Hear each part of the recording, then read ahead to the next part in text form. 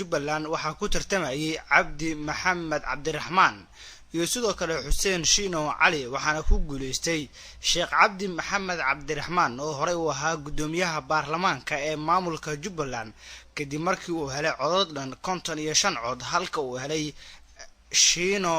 Cali oo la tartamayay 18 cod.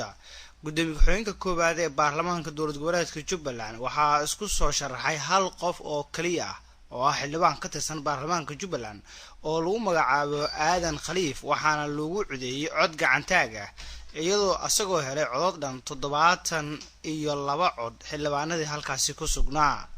gudoomiye ku-xigeenka labaad ee baarlamaanka dowlad goboleedka Jubbaland waxaa loo doortay Cabdi Baaley Xuseen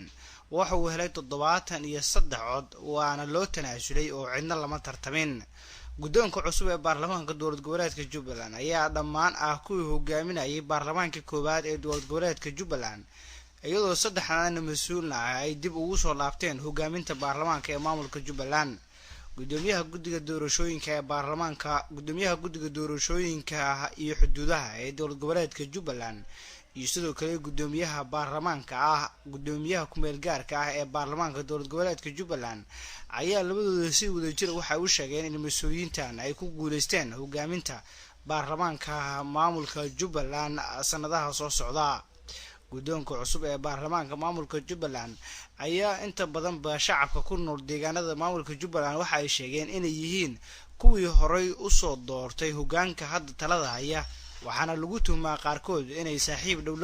leeyihiin madaxweynaha Jubbaland Axmed Maxamed Islaam Axmed Madoobe oo maalmihii la soo dhaafay xurguf siyaasi